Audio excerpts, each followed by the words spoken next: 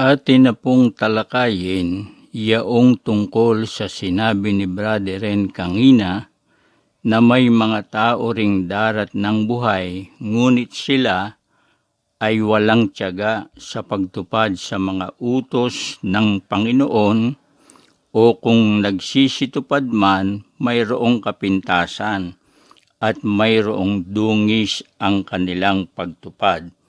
Pagdating ng Panginoon, daratnan din silang buhay. Bakit po ba may kapintasan at may dungis ang kanilang pagtupad? Kasi po, yung mga utos dinadagdagan nila. Halimbawa, yung pagkakatipon, wala namang sangkap o ingredient na pag-aabuloy, dadagdagan nila ng pag-aabuloy para sila po ay makapamera sa mga kaanib. May kapintasan, may dungis ang pagtupad. O kaya yung sinasabi na tuwing unang araw ng Sanlinggo, huwag na kayong gumawa ng ambagan, tuloy-tuloy ang kanilang ambagan. Walang tiyaga, may dungis ang pagtupad, o hindi kumikilala sa Diyos, mga daratnan ng Panginoon, mga buhay sila. Merong mga buhay na daratnan.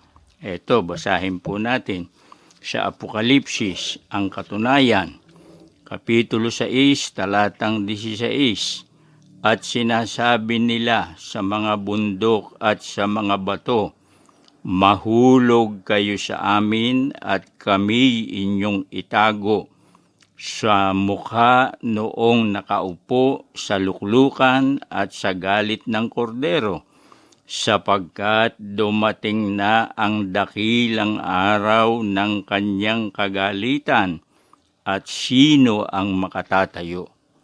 Buhay itong mga taong ito. Kaya nga sinasabi nila sa mga bundok at sa mga bato, mahulog kayo sa amin at kami inyong itago sa mukha noong nakaupo sa luklukan at sa galit ng kordero. Bakit po? Sapagkat dumating na ang dakilang araw ng kanyang kagalitan. Kaya merong mga taong hindi kumikilala sa Diyos, darat ng buhay, o kaya ay walang tiyaga sa pagtupad sa mga utos. At kung tumutupad man, may dungis, may bahid, may kapintasan ang kanilang pagtupad. Ito po ang katunayan. Sinasabi nila sa mga bato at mga bundok, mahulog kayo sa amin, sapagkat dumating na ang dakilang araw ng kagalitan ng kordero. Buhay po talaga sila. Anong katunayan? Basahin naman natin dito sa Mateo 7 at ang talata ay 22. Mga magulang at mga kaibigan, daratnan sila ng Panginoon, buhay. Ito, marami ang magsasabi sa akin sa araw na yaon, Panginoon, Panginoon, hindi baga nagsipanghula kami sa iyong pangalan?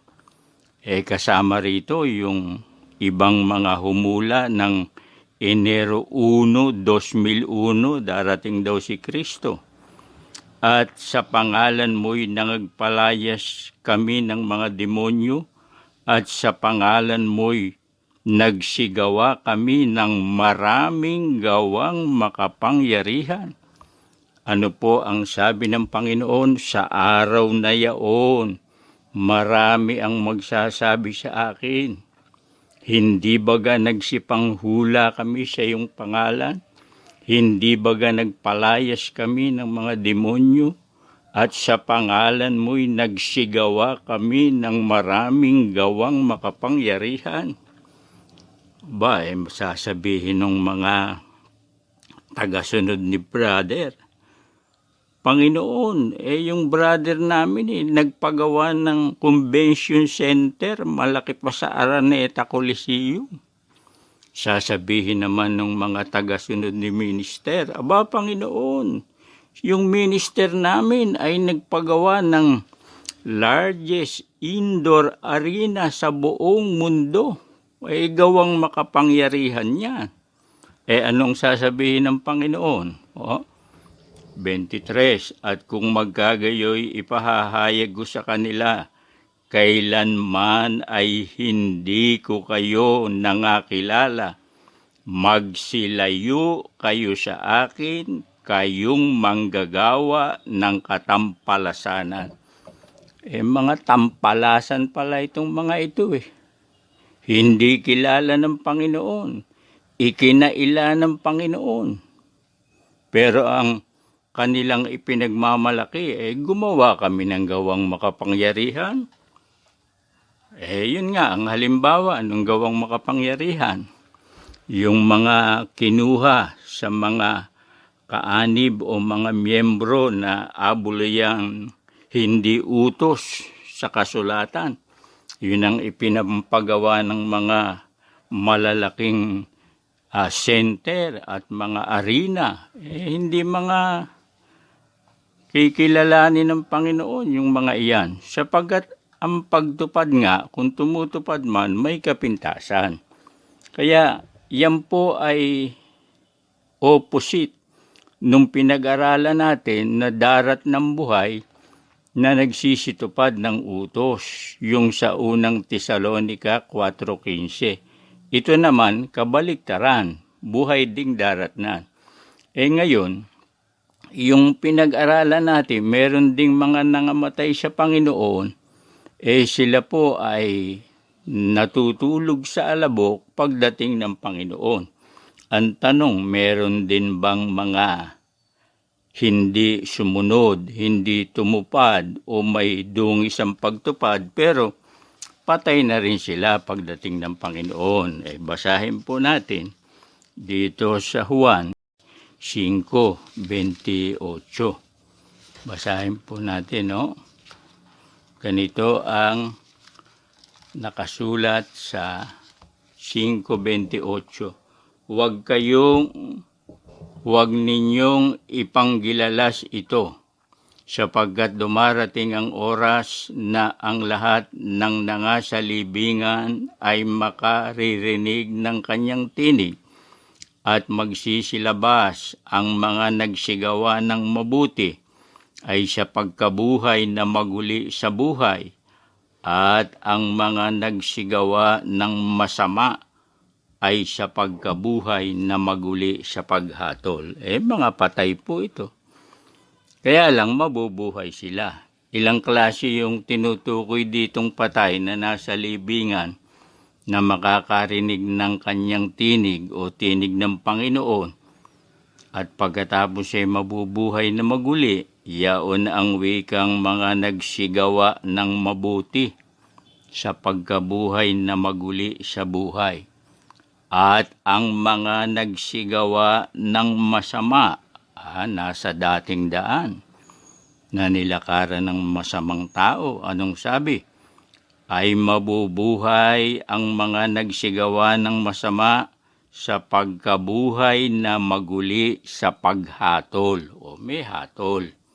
Kaya madali namang intindihin yung mga dinat ng buhay na naglingkod o tumupad at yung mga bago nang amatay ay sumunod din sa utos ng Panginoon, sabay na aagawin upang sumalubong sa Panginoon sa hangin magpakailan-kailanman. Yung tungkol naman sa mga masama, yung tungkol naman sa mga dinatnan na buhay na hindi tumutupad, hahatulan ang wika ang mga iyan. Pero yung mga patay na masasama, hindi agad mabubuhay yun Kaya merong sinasabi sa Apokalipsis, ang iba sa mga patay ay hindi nangabuhay hanggang sa maganap ang 1,000 taon.